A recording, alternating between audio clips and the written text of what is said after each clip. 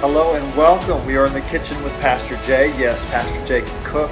And actually, the thought of cooking right now brings me, such joy. And doesn't mean that what you see in the kitchen is necessarily without error. So that's the point of doing the videos, is so that we can actually eliminate the error and hopefully repeat the process. And that's kind of why we go to the Word of God. See what God's cooking up in the recipe for life. Same thing in the kitchen. So the first thing we're going to do is I'm going to show you some of the prep work I did. Today we're making enchiladas. You can make green enchiladas. You can make enchiladas with red enchilada sauce. And I want to show you just how we do that today. Alright, so if there's not a mess in your kitchen, there's a problem. So this used to be a pork chicken. This is rotisserie chicken. One whole chicken. Make sure it's dead. Make sure that there's no feathers. That's the key right there with the rotisserie chicken. And as you can see, I've shredded it all by hand, you see, and it's all here shredded by hand, and it's all mixed together. Now some of the skin is okay, it depends on your preference, but I went ahead and shredded all that because I want to make sure there's no bones in my enchilada. Now, we got some nice Mexican style blend cheese. I got 2 packs of that. You notice for your prep work here, you got organic diced tomatoes. Obviously, sometimes you want to go ahead and do the Rotel diced tomatoes with green chili. Okay, if your enchilada sauce, it varies, but you can use different ones. This is red chili enchilada sauce. It's got the built-in flavor, and that's one we're using here. And of course, down here you can see the enchilada sauce, the green sauce from Sprouts. Now, with the chicken itself, you can use different things to kind of kick up the flavor a little bit. This is garlic powder, organic garlic powder. This right here is lime, garlic, cilantro, just a little bit of that. A little bit of onion powder, you can see. Pepper, you always want to use pepper with chicken. And then a little bit of magic, they call organic seasoned salt right there. So just a little mixture of all this, nothing crazy. So that's the first part there. Obviously we have the stove preheated to 400. You can tell I've been working on these right here. We've been using your extra virgin olive oil. And also I like to use, my wife turned me on to this, avocado oil. Spray that pan right there. We've been working on these tortillas, and the reason why is because by themselves they're kind of hard to fold and stay together. But if you use a little bit of oil and kind of cook them just a little bit, then you can actually roll up your meat in them a little bit later on when it comes to that. And if you're not trying to do kung fu, you can use the tongs, Use the tongs on that. Flip them over. You can see how pliable that is. Nice and loose. There we go. And voila. Next thing I'm going to do is chop up some red onion here. This red onion I'm going to put in a pan, and I'll show you what I'll do with that. We're going to end up mixing it with the chicken here. You can tell I've chopped up the onions here. I always cry because when you chop onions, you got the tears. But, it's part of life. The Word of God says those who sow in tears shall reap in songs of joy. So just like we're all these ingredients, when they're put together, make up an awesome meal. The enchilada, which I love enchiladas. I don't know about you, but I love enchiladas. But each ingredient by themselves, maybe you're looking at these onions, that by themselves is not remarkable at all, and it caused some tears when I cut them. Literally tears. That's a good onion, by the way. You chop up that onion, you're going to get some tears. But individual ingredient by itself is not remarkable, but when you put them all together, like the ingredients of your life, you can make something special. And hopefully there will be songs of joy in this house once this project is finished. So let's go ahead and look at this real quick. Okay, so we're with the chicken again, and here we go with lime, garlic, and cilantro for cooking seasoning. So just a little bit of this. Not going to go so crazy, so just kind of lightly salt that. Next thing, see here is the garlic powder. This will bring out the flavor of the chicken here. Again, not going to go too crazy with this, but a little bit in there like that. Okay, the next, not going to go too crazy with this, but it's onion powder. Be a little bit of powder like that. Next up is probably a little bit more liberal with the black pepper. I'm going to go ahead and grind it in. Just grind that in there.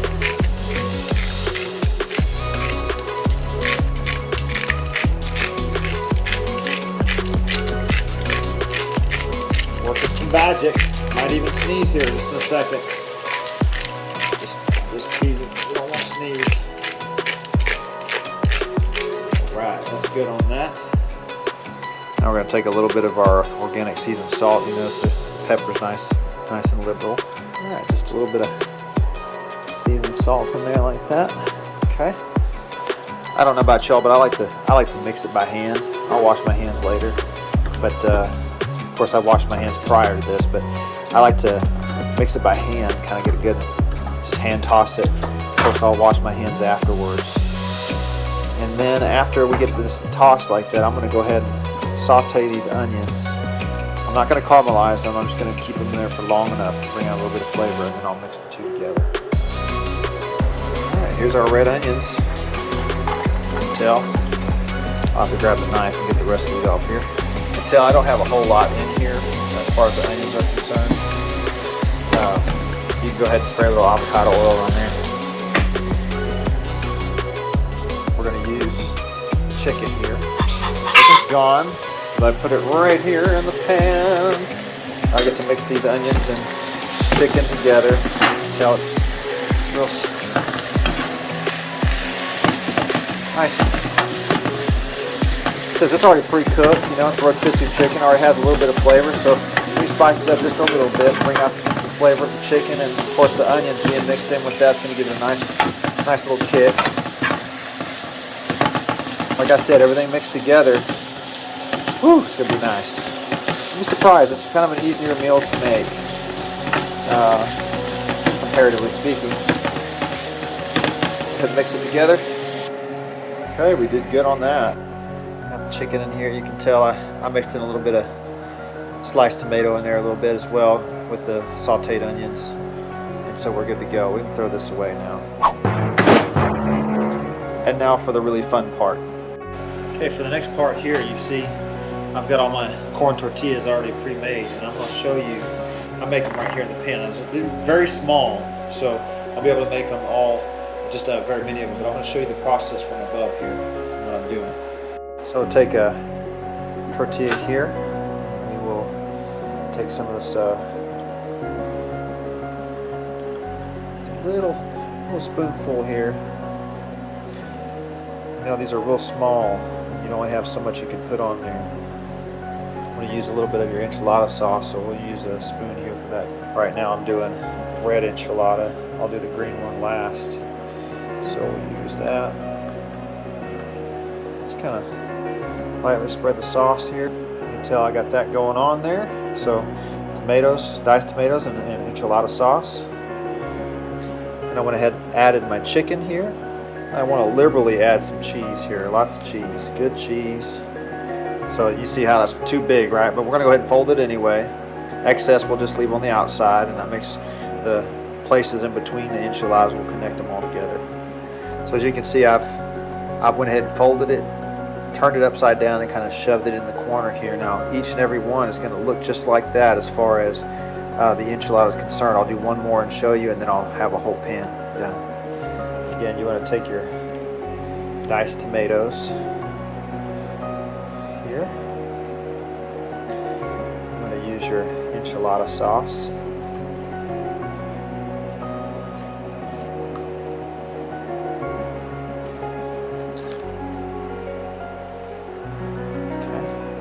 Your chicken, lots of chicken there, and then we're going to do cheese, lots of cheese. I eat all of the cheese. Okay, as you can tell, even though they're small, in like manner each one can go across like that, and then I'll show you the whole pan and what we're going to do next. As you can tell, I was extremely liberal with the chicken and cheese and everything like that. You can tell I've really dove into the tomatoes. One enchilada sauce pack is gone. I got another one open here. Green chili one. You notice I'm down on my tortillas here. We have a total of 1, 2, 3, 4, 5, 6, 7, 8. 8. There's 16 enchiladas here. We've depleted our entire chicken with those 16 chicken enchiladas. So the next part is we're going to spread liberally the red enchilada sauce, and we're going to spread it all over this.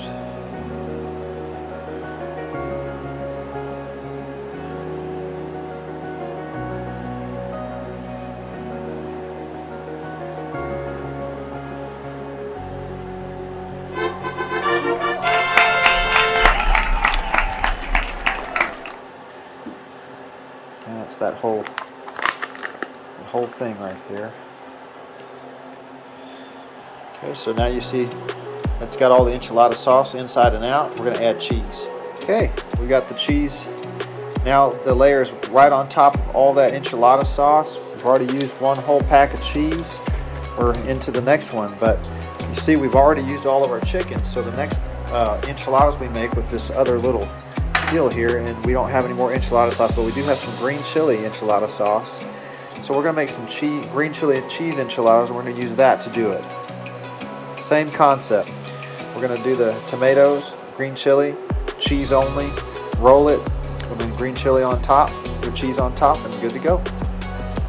Okay, so as you can see, you got your main pan ready for your chicken enchiladas. Then you have your green chili enchiladas. We're going to put them in the oven. All right, so you know what we got here. You know, we also have the oven preheated at 400 degrees, and we're going to use them for 20 minutes. So we're going to go ahead and stick these in right now. Uncovered. We want them to melt in there and cook everything on the inside. So we'll go ahead and put these other ones in here too.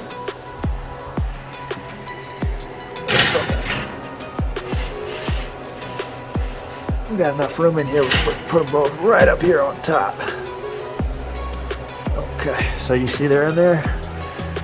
All right, let's bake that time. Bake time.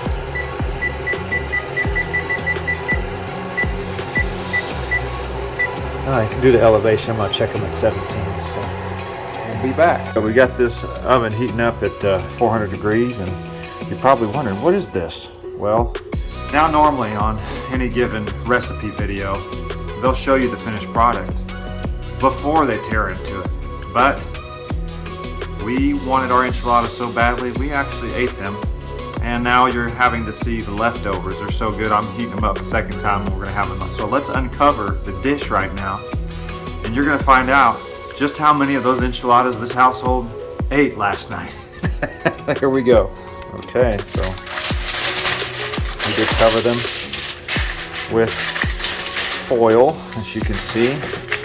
We're unwrapping our Christmas present here for, oh my goodness, half of them are gone. Can you believe that's how much? Oh wait, let's see how much of the green ones. Just a couple of those too. But you see, they turned out really good. We're going to garnish them with our, with our chopped green onions, and I'll show you the finished product after we pull these out of the oven. All right, these are going in the oven again. You can see it's heating up quite a bit. Use the same method here. We had to catch this in time. We don't want to put it on 400 degrees. We want to always wear gloves when we get things out of the fridge, out of the oven here. I'll go ahead and leave that in as a blooper. Okay, let's rethink the strategy. Don't want it at 400. We're going to put it at instead 350 because we're just reheating, and I forgot. Okay. Remember, in cooking with Pastor Jay here in the kitchen, we want to eliminate errors and repeat the process. So there was something instinctual in me that thought, well, this is not the same process reheating it as it is doing the actual baking. So I looked it up. When all else fails, you can Google it, and sure enough, in order not to dry out the tortillas and the enchiladas, you want to have them covered when you reheat them. You're going to put them in there covered, let that moisture just stay in there where it belongs, and then we'll have ourselves enchiladas just like they were baked for the first time. Of course.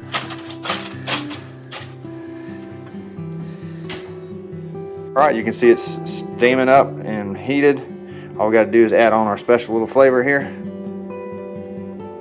As you garnish it however you want to, but we like to use the green onions. There you go, your finished product, half eaten, well worth it. Peace, y'all.